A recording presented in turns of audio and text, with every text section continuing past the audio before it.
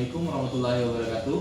Perkenalkan, nama saya Debi Setiawan, kelas 6C, Pak Prodi Sistem Informasi. Di sini saya akan menjelaskan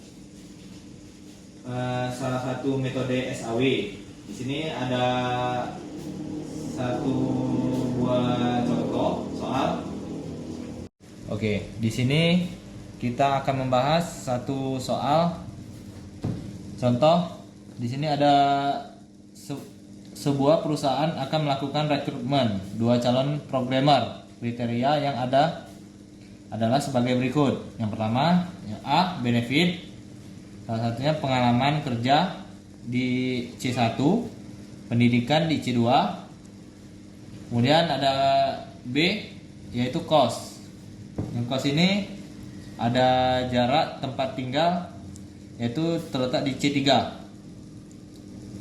Kemudian ada 8 orang karyawan yang menjadi kandidat alternatif, yaitu yang pertama A1 ada atas nama Andara Putri, dan A2 Rian Nugroho. Kemudian yang ketiga yang A3 kemudian ada Cantika. A4 ada Dion Pangestu. A5 ada Retno Sugiono. A6 ada Andika Syahputra. A7 ada Anggita Nindya. A8 ada Hamzah Triawan. Kemudian dari masing-masing kriteria tersebut memiliki bobot seperti berikut ini. Kriteria bobot. Yang pertama ada C1 yaitu 0,4, dan C2 ada 0,3, dan C3 0,3. Kemudian di sini ada alternatif di setiap kriteria. Oke, di sini kita akan menormalisasikan matriks kriteria C1. Oke.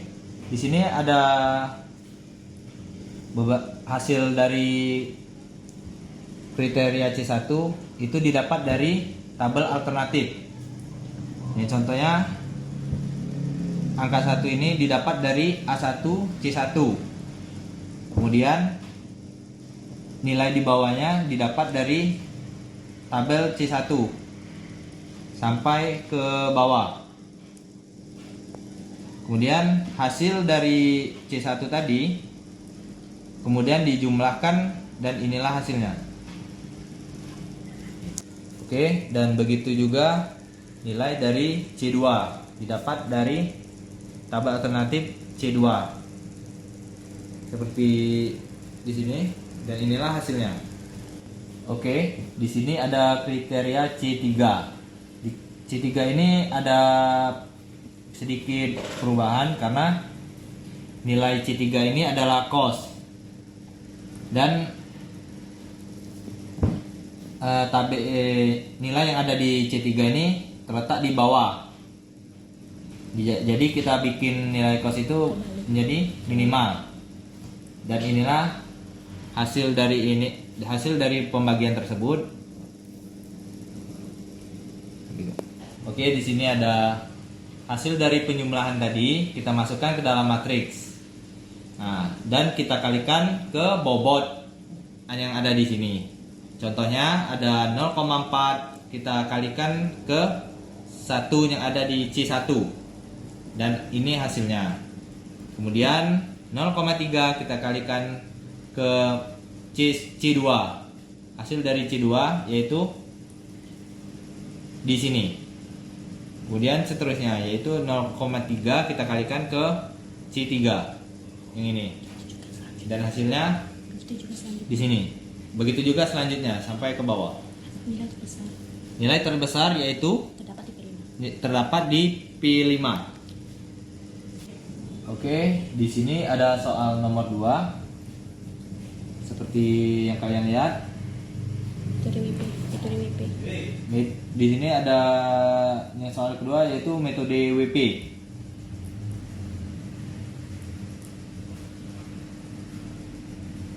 Silakan dilihat dulu.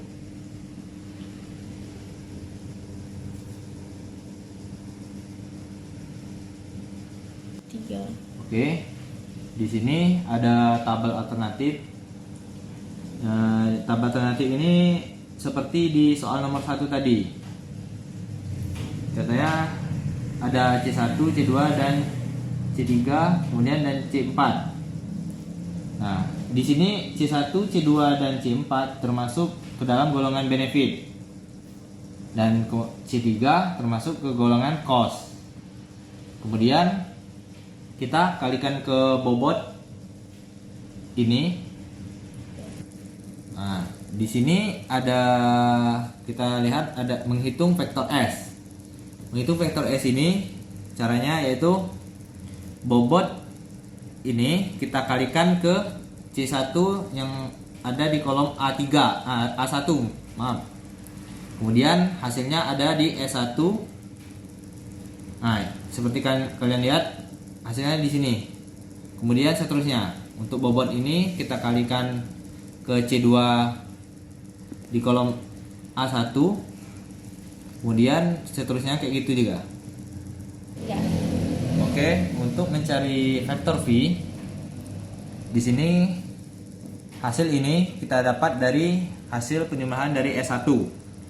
Kemudian hasil yang di bawahnya ini hasil dari penjumlahan dari S1, S2, S3 sampai S7. Nih, dan hasil tersebut kita bagikan dan inilah hasilnya. Kemudian ini hasil dari secara berurutan ini tadi, dan ini hasilnya juga. Dari hasil penjumlahan yang kita cari, hasil terbesar ada di V3. Ini.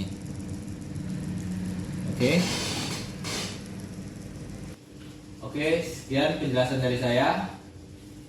Lebih kurang saya mohon maaf. Apabila masih banyak kekurangan, saya akhiri. Assalamualaikum warahmatullahi wabarakatuh.